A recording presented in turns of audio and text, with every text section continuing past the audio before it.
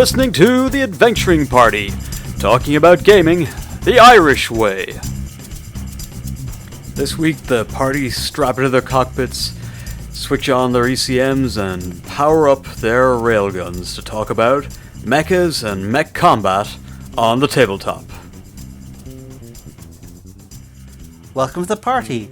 I am giant robot, but not evil, robot Seán.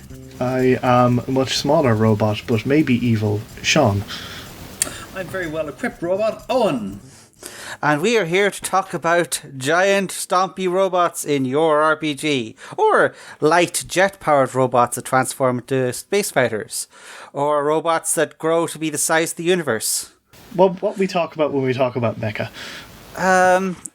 To me, part of the point of this episode is that I have strong yet nonsensical ideas about what constitutes a mecha. But this is something separate from, my character's a robot, or, my character is a cyborg or something. That's just your character archetype or class or a different kind of equipment or a justification for your superpowers. A mech RPG for me would be one where you have your character and either through piloting skill, the correct kind of brainwaves, or some other plot contrivance, your main combat ability is to jump into a giant robot and walk or fly or super jump it around a battlefield and have a big epic fight with another similarly sized vehicle with lasers, guns, missiles, and such forth. And that would be the main combat resolution of that RPG. Now, you could also have Mecha as a side deal in another RPG. So you could have, say, Savage Worlds where you have a walker instead of a tank. Or, a sci-fi game where, you steal a power loader that lifts boxes in a warehouse and have a fist fight with a giant alien queen. But that wouldn't be a mecha RPG. That would be, this car has legs, essentially. Yeah. That doesn't sound like giant robots as I think of them. Yeah. And I, as a big mecha fan who likes watching all kinds of anime and anime-inspired media, I like my giant robots. I've always liked my giant robots. I think I've liked giant robots since I read a not fighting fantasy, but a similar style game book when I was about 5 years old, and fell in love with the idea of being 200 meters tall and covered in guns. And, fighting for the fate of a galaxy with a gigantic tarantula robot on the desert moon of Not June. Last Battle Droid, by the way, if anyone's curious. Yes, I played Red Last Battle Droid. That was great. Yeah. Oh, yeah. It's a good one. But it was also, compared to a fighting fantasy game, it was a very weirdly complex thing because, when you started up and you're rolling your character, as it were, you had to do all kinds of equipment, like compared to a fighting fantasy game. Did I say Final Fantasy? I've been saying Final Fantasy this entire time. Fighting Fantasy. Yes. Which also had a mech game in it. Although that was very much each mech is a different battle skill instead of stamina points.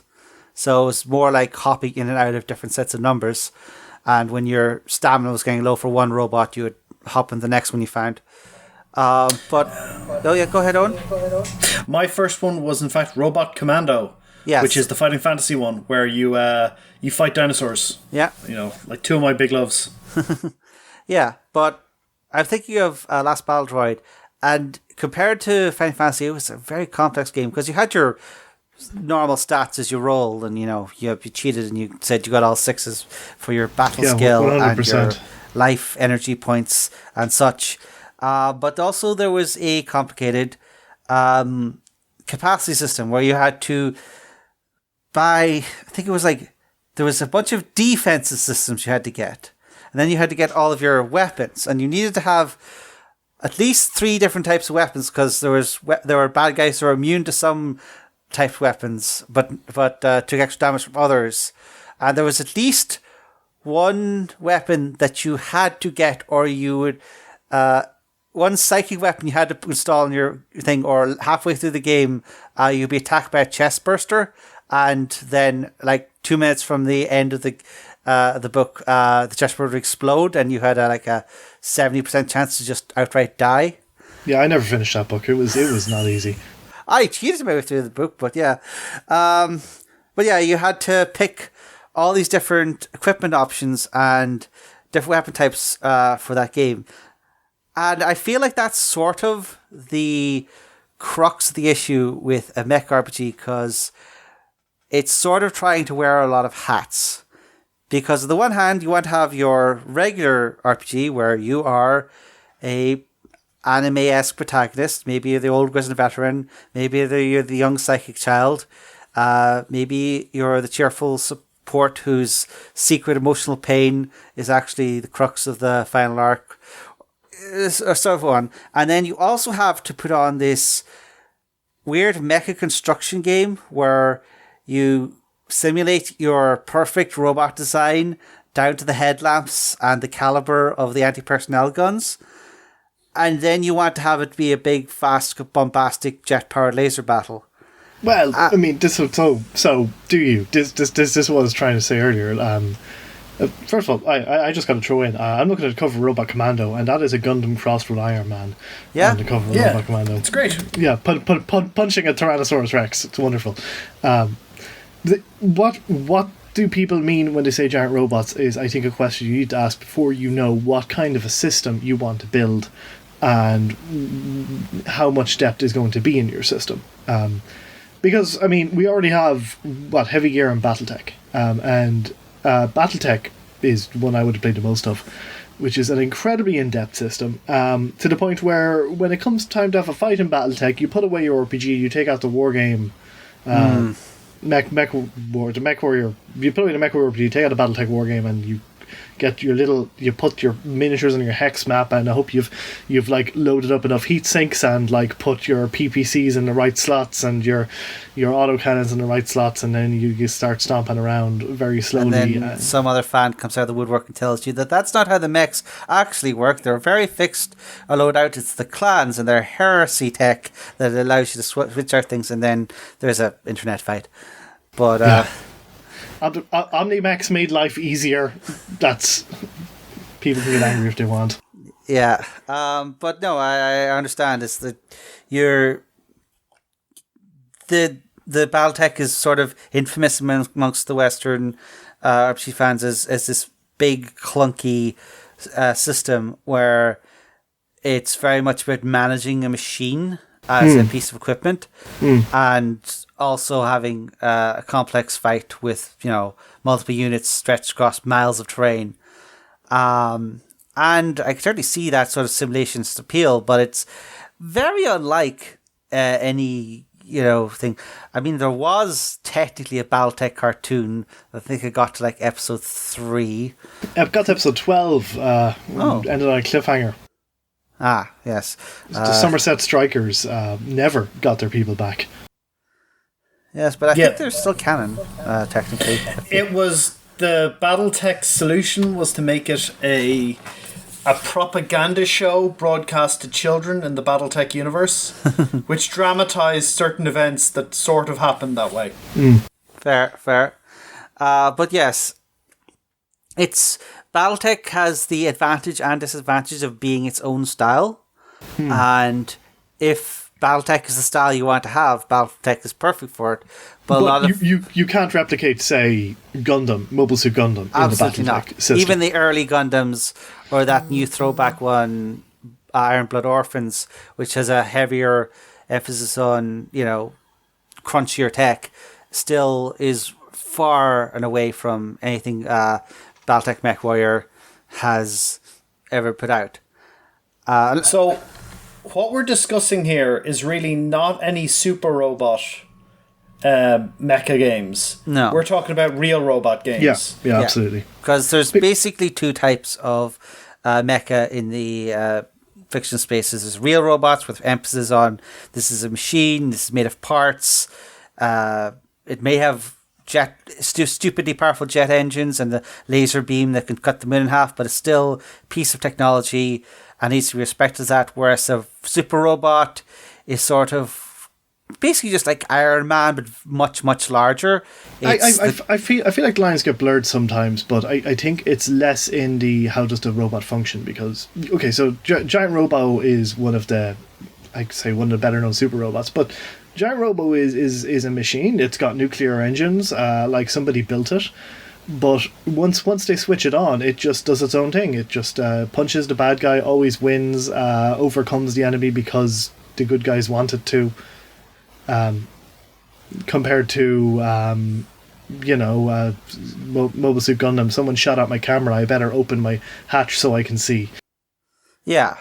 So in Super Robot, the emphasis is on the robot as it's still made of parts. It's still a machine of metal most of the time. One of the major problems you're going to find here is that for every genre or subgenre in Mecha, there's like 57 exceptions. Yeah. Gundam 00 is not a real robot series, people. It's basically Avengers in robots, yes. It's tough to, but the general thing is like you have a super robot where it's not about the laws of physics so much as the heart and the soul of the robot. The robot is good a versus character evil. of itself. And the heroes win because they try harder, whereas the real robot, it's about skill, it's about learning tricks, it's about managing what your machine could do. Sometimes it's about who is a better robot. Sometimes it is, and certainly the original Gundam would not have gotten anywhere if it wasn't stupidly powerful, and then it became less stupidly powerful, and the battle had to get good. But we're waxing rhapsodic about anime when we should talk about games. But yes, I think there's a dichotomy here of the mecha genre means a lot of different things to different people, and trying to put all of your desires for what an RPG with mecha in it should be into one system is dangerous ground. Like, there's some people who are literally going to want to know to customize the colors of the headlights on their backup guns. Like I would use the example of like the original Gundam has got two ridiculously over-calibered but still pretty weak anti-personnel, anti-tank guns on its head that are barely That takes ever everyone useful. by surprise. But I feel like any Gundam simulating RPG would have to have a subsystem for determining how those guns in your head work, even though they're completely useless.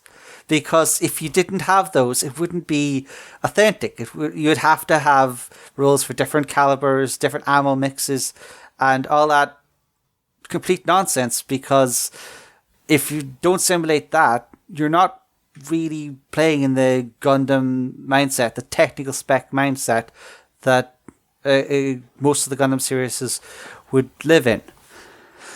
Whereas you could almost play a something like Gurren Lagann using lasers and feelings or something, where it's like willpower and this is back what we were saying a few minutes ago. Like, Gurren Lagann was a super robot show, and if you want to play in that space, you don't need a robust rule set, because the good guys win by wanting to win more than the bad guys want to win. That's how that setting works. So you don't need a robust rule set to represent like how fast your drill is turning and what kind of weapons are mounted. You want to have something that can turn essentially emotional or plot depth into combat effectiveness, as it were. So it's perfect for a more narrative based system. Yeah, so you'd have something like I believe there's something like fellowship is something I've heard of, is this idea of your characters going on a journey, and it's sort of an emotional journey, and as they hit emotional problems, like they come to the village and have deal with things there, that sort of builds them up. The setbacks they have in their travel build them up to cover the actual combat challenges that the Overlord player is playing. And something like that would work for an on-the-run Super Robot game where, you have your giant walking base, which is, incredibly toyetic, just floating across the landscape, going to town, solving problems. And that helps build them up for the big fights with, the evil robots from Mars or whatever. So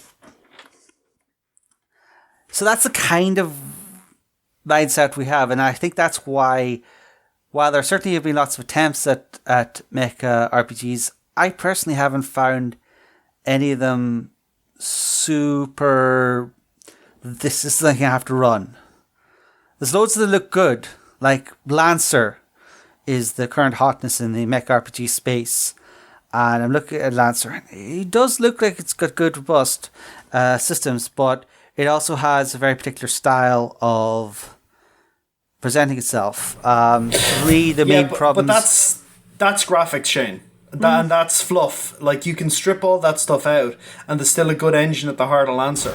If you look at Lancer does the best job at going, here are a bunch of meaningful mechanical choices about what your mech does.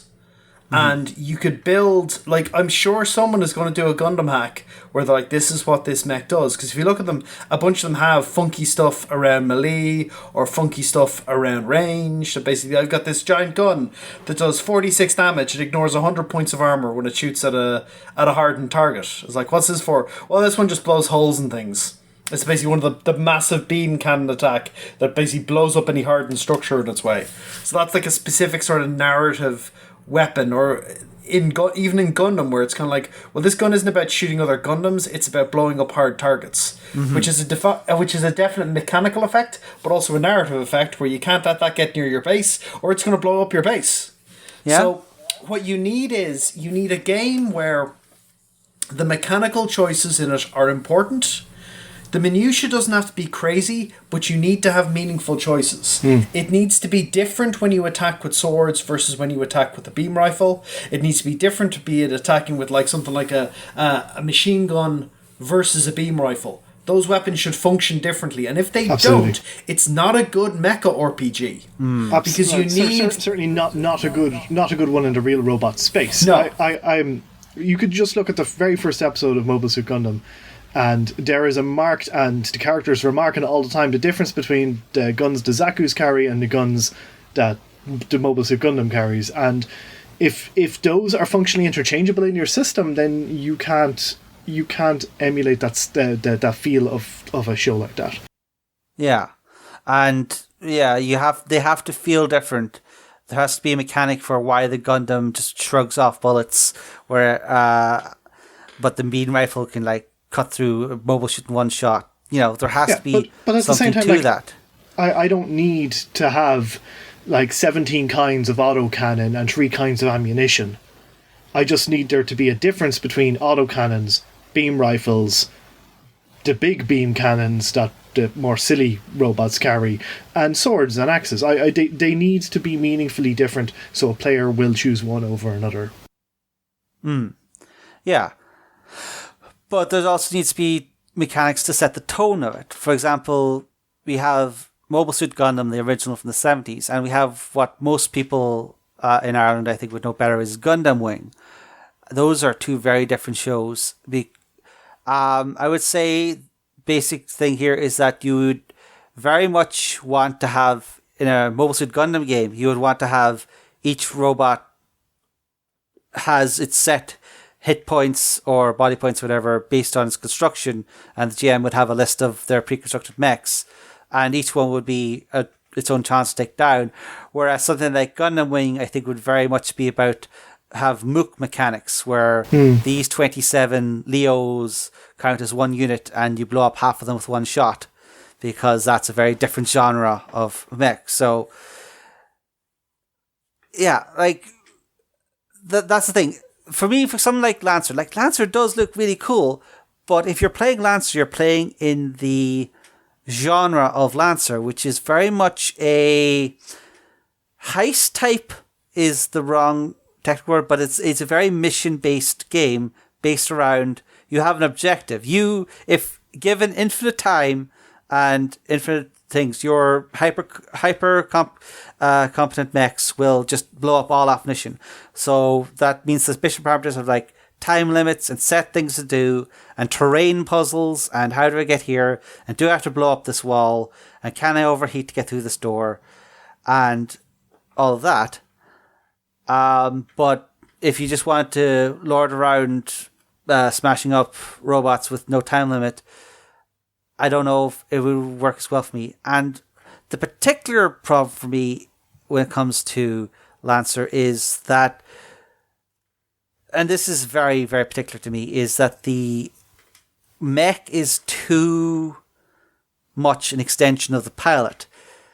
And this is very much a taste thing, is that like mechs in Lancer aren't built, they're 3D printed, and each pilot has a certain set of equipment that they are authorized to use because they have done the training, got an authorization for the Megacorps, or hacked the right servers or whatever. And this is great for creating customized mecha for you. You will make a mecha that is your jam just by picking the right licenses each level. But you're playing something like Gundam Wing where the pilots just swap mecha whenever the things are dramatic enough because it's sort of they like don't swap mecha that often. No, they're usually in their mech. They do swap mecha, but it's kind of when it happens, it's like this is the episode where just to take Gundam Wing for example, because that's something you keep going to. Where the red suited masked character who challenges the main character who pilots the Wing Gundam to a fight, but due to some dispute the main character decides for this one episode I'm going to get into that other Gundam which is different from my own. It's got bigger guns and a knife instead of a sword and wings.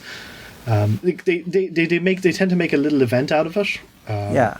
So typically in a lot of, specifically in shows more like Gundam Wing, you can tie a character to a robot like pretty well. And even when they change robot, they tend to change into robots of a similar style of the one they're already using. So in that sense, Lancer's licensing works pretty well.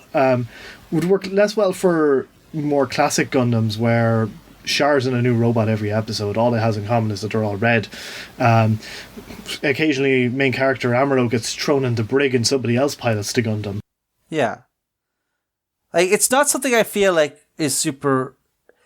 It's this weird thing where it's not something I want to like necessarily be doing every session, but I feel like if it's not something that really can happen in your mechanical sense, then it sort of becomes, well, this isn't my the mecha pal. This is the giant robot form that I turn into when I pull out my power morpher. Yeah. So again, I think the point is that coming to is that there are certainly a lot of mech RPGs out there, and there are a lot of RPGs that have made mech rules to their own aesthetics, but at a certain point, if you want to have a mech RPG, you're going to have to compromise somewhere.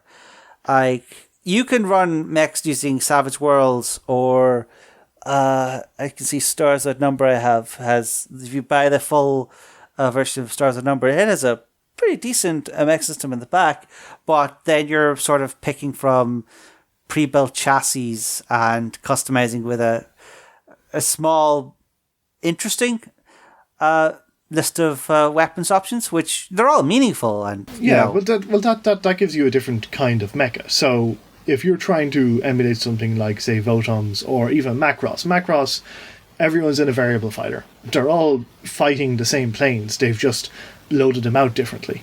Yeah. Like this one took an extra missile pack. This one took a rifle and a speed pack. That is a definite genre of mecha where the robots are interchangeable and only it's your loadout that's different, and anyone could have chosen that loadout. Yeah, and again, there's nothing wrong with that if that's the mecha genre you want in your game. I think my big objection is when the mecha combat system and the personal combat system are identical. Yeah. I hate that. I hate that. Ain't good. Because it goes, okay, this doesn't feel sufficiently different when you're in your mecha versus not in your mecha. Mm-hmm. You should use different extensive subsystems, or the paradigm of combat should be completely different. Because it's not about, like, if you're maybe outside your thing, you're extremely fragile, so getting hit at all is a disaster. Whereas getting hit in a mech it's just a setback. And it basically sells the fact that there's a difference. When there's not a difference, that's toxic to your environment, because you see the limitations of the game engine, and some of the fun and the power fantasy falls away. All of a sudden, you don't feel like you're in a giant mech blowing up big things. You're just a guy on foot shooting with a handgun. And that's not ever what you want. You want to feel like it's a big deal being in a mech. And a lot of people try and cut it down, the mech experience, go, it's really narrative. It's not. It's actually really hard. It's meant to be about specific weapons mattering. Whether I use the 15-pack missile launcher or the 20-pack missile launcher is a difference. And it's meant to feel different. This is meant to feel like a big scale up. Like, oh, this is a much bigger missile launcher. And it's key to people having fun with the setting. Is like to go, okay, I can build, and being able to build your own mech. You should have pre-built mechs there for people who don't want to engage with it, but you should have a mech building thing where someone can build the mech they want to fly. And that's super important. And like BattleTech weirds me out, because BattleTech uses this system that came along in the early 80s and hasn't changed. Not and a I'm bit. going, why hasn't this changed? And they're like, well, we kind of like it that way. And I said, Woofrup does not, your Warhammer Fantasy Battle does not use the same system as it did in the early 1980s. 40k does not use the same system. I can't think of a game system that, like, you know, that hasn't iterated and decided to learn from some of its stuff and cut out some of the cruft. Because, like, BattleTech is a very changes. archaic system in a lot of ways. And it's kind of fun, but it's too, like, it weirds me out that no one's gone, guys, we need to really, really, you know, jazz this up, you know? And everything they've done is cut down all the complexity. And I said, there's got to be a middle ground here where we hold on to some complexity and get rid of some of the cruft and the randomness, because it's super random game. Yeah. There's a big argument to see whether the personal scale rule system should be completely divorced from the mech skill system. And I'm sort of in a few minds about it, because every thing, you know, not every, but a lot of games will have, a lot of shows will have that one scene where there's human characters messing around with a mech, and it's very tense because one mistake will kill them, and, you know, they have to crawl up a mech or fight it with bazookas or something. Then they get vaporized by a beam saber. Yeah. Don't watch Victory Gundam unless you're in a very particular mood. But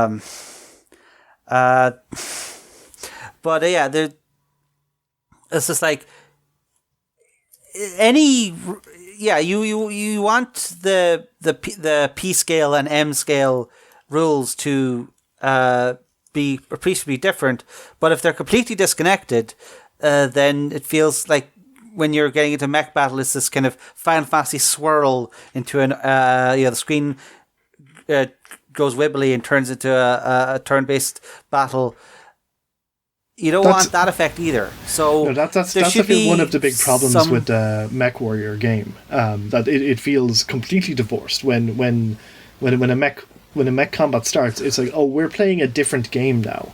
We've put away our RPGs and taken out a war game, and now we're playing this clunky war game. I hope my ammo stocks don't get hit by it's like walking tank simulator, and really like old-fashioned tank simulator. Someone was a fan but of. it's a terribly old rule set. That's the problem. Yeah. It's not a good rule set for it because it's super random. Like, if you try and run a 20-ton mech in that, you'll randomly get destroyed early on. You'll be like, welp, that was fun. It's a dreadful rule set for PPC to the head. For an RPG, 20-ton mechs are basically like horses. They look at the shadows and die. But don't but do it's that. the same time, I agree on. They shouldn't be identical. Like I shouldn't just feel like a bigger person. Like I should feel like my character is piloting a unit that has a different feel to it. But there should be some. There should be some like language in common, so I can feel a connection between my character on foot and my character when they're piloting the variable fighter. For decades, the supposed gold standard in mech RPGs has been Mechton Zeta, which is a horrendously 80s RPG. It is essentially the hero system or Mutants and Masterminds for Mecha, with all kinds of point by mecha building, plus additional point by character building, and it's been considered the gold standard because of its ability to simulate, but it's never been good because it has all the problems of 80s character design. Like, you just put your 10 into your decks and then that governs 90% of the rolls you make. But it has a lot of these features, like, the systems build off each other. They feel different in mechs, but it's still the same base system. But it's handled so clunkily that it sort of takes a lot of the fun out of the play, because it's a game you win at character creation, and I think it's more obsessed with simulating mecha than making mecha fun to play. Sounds bad. Yeah. I guess what we're slowly circling the drain on a point is I'm not sure that a universal mech RPG is possible. That it is certainly possible to make a mech RPG for the mech game you want to run, or the mech show or fiction that you want to emulate, but one that can do everything, that can have super robots and real robots teaming up to fight another villain, that probably you're going to have to compromise somewhere.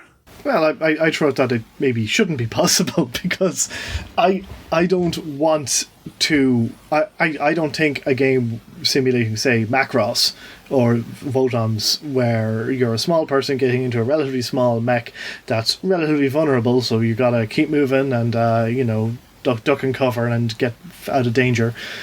I don't think that should share a system with the kind of game that lets you play Mobile Suit Gundam, or particularly the kinds of Gundam where you're in a 40-foot tall mech that shoots a gigantic beam that just destroys 10 robots at once. Your show, unless you have some kind of tier system, but based on what kind of mecha you're trying to emulate, even within real robots, you're going to want very different feels. And you're going to want to make the same kind of choices in one versus the other. Like whether you're in like your 10-foot little robot or in your 40-foot giant robot, you're still going to want to be making meaningful choices over maybe your engines or your motivators or your weapons. Yeah. But the player will be looking, and a GM maybe will be looking for a different feel to come out of the combat in those, based on those scales, and maybe a system shouldn't try to hit both those marks at once. Maybe you should really try to hone in on what exactly you're trying to emulate here. Obviously you want to have some customization, because ultimately people are going to want to mechs for machines, and people are going to personalize their machines. Sometimes the mech is a plot device that doesn't change, but a lot of the time people associate mech games with customization at this point. So you either have to have your customization system in, or you have to be very upfront. This isn't a customization game. This is a game about your journey as a mecha pilot. I actually think most of the mecha games up until Lancer that have been made in the last 10 years or 20 years were pretty story-heavy games. There weren't a lot done. I mean, like, if you go back to Heavy Gear, the last iteration of Heavy Gear came out in 2004. After that, like Mechton Zetas before that. They've been very narrative based for the past. Yeah. Like the whole there's been a big emphasis on stories and drama as the storytelling fuel for a mecha game, and that's perfectly fine. There's an awful lot of... You can have drama without, and still have crunchy mechanics. It's not an either or. They're nothing to do with each other. You know? Yeah, same time though, I think people were trying to emulate the feel of shows where that downplayed the importance of the robot and downplayed the difference between the robots. Like, the robots are over here, really the shows were focusing on the inter-character play. So people wrote systems that focus on the inter-character play. You might be in robots, that's not important. Don't worry about that. Just narrate your robot kicking... I guess some people just watched Gundam Wing and said, well, the robots aren't important in this, but the tedious meditations on war being bad. And that's where the real meat is. Oh yeah, that's where you want to sink your teeth into. And so some people like that. And they do, absolutely. There's a particular meme image I think is relevant here. Which was that? The wow, cool robot. Yeah. Yeah. But some like I'm rewatching Stardust Memory at the moment, which is an old Gundam show from the 80s, and there's a lot of attention played in that narrative of that show to the mechanics of the different robots and the difference between them and who engineered them and what they do. And so sometimes that's the kind of feel you want in the show, as you or in the game. You want to be able to make meaningful choices between the loadouts on your kits without going into BattleTech territory. There has to be a middle ground. I don't know. I honestly haven't played enough Heavy Gear to know if it hits that ground. All the Heavy Gear I've played was actually human scale interactions. I've never done mech combat in Heavy Gear, so I do not know if the Heavy Gear RPG scratches the itch. I'm going to give it a shot based on everything I've heard recently. But yeah, I feel like we should do a part 2 of this after we've all maybe gone and played Heavy Gear and Lancer. Yeah, I think so. Perhaps. I might actually put out together one shot. Maybe we can do some of that streaming that the kids are doing these days. But yeah, for now, I think our mech RPGs are a land of contrasts. Thank you for coming to my TED Talk. You're going to have a discussion and some discussion with your players about what they're expecting from a mech RPG. And make sure that you're all on a similar page, and you're going to have to be willing to compromise on your system to get something that has the right level, acceptable levels of customization and acceptable levels of crunch and storytelling mechanics and such. There's probably happy grounds to be found, and maybe a lot of those generic RPGs that people poo-poo so often might actually be a nice middle ground where you can touch. I'm sure someone has done 5th edition Mecha. Really? It seems like they've done 5th edition Fallout, 5th edition Star Wars. I feel like some fan has put together 5th edition Mecha, but okay. Find a better suited system, please. I like any system that goes at any point. Well, we'll give the mech hit points. Stop. Do not start with hit points. Start with anything else. Just don't call it hit points. Don't start there. It'll. Oh no. Start with something else. You have to put critical hits in there in a way that are unpleasant to do with actual players.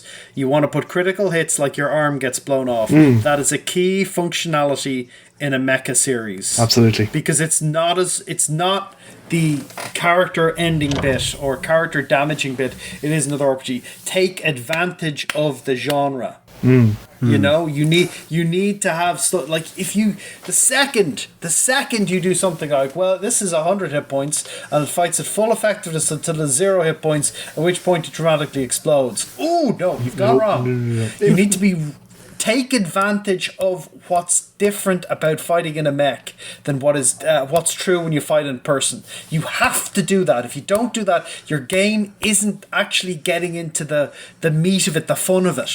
I feel like a great visual example of the kind of play that I was talking about is if you go back and watch the finale of the original MobileSuit Gundam, the final fight between Armour and Scarr. As their robots get whittled down to a collection of parts, and then and then they're reduced to fighting hand to hand as their robots no longer function. They're just reducing in functionality throughout the fight as they lose bits and they lose pieces, and then it kind of ascends from there. As players will want to do that. They'll want to be like, all right, I'm all out of ammo, my legs aren't moving. Can I just get out and grab a anti-vehicle weapon and keep this fight going? Chirico pulls out of his Votoms and pulls out a gigantic pistol with an anti-tank round in it and just finishes off the bad guy. Exactly. That's why everyone talks about him all the time. There's a lot of space to cover and a lot of different. You need to know what kind of a system what kind of a feel you want from your robots going in. And hey, if you're going for giant robots, make sure your giant robots can pilot. If you're going for super robots, make sure your super robots can pilot even super robots, because that's cool as hell.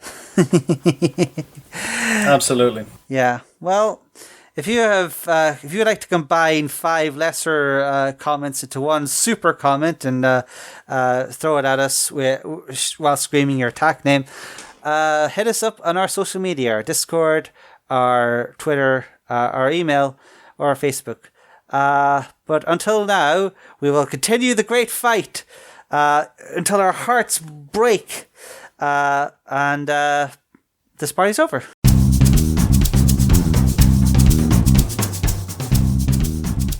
Thank you for listening to The Adventuring Party. If you'd like to leave us a voicemail, you can head on over to SpeakPipe and drop us a line. Or you can join us on our Discord server, where we keep the party going after hours.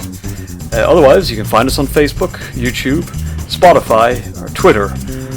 Or you can email the hosts at party@theadventuringparty.net. The Adventuring Party is released under a Creative Commons Attribution Non-Commercial Share-alike version 3 license. But you probably knew that already. We hope you enjoyed the episode and look forward to seeing you back here next week. Goodbye.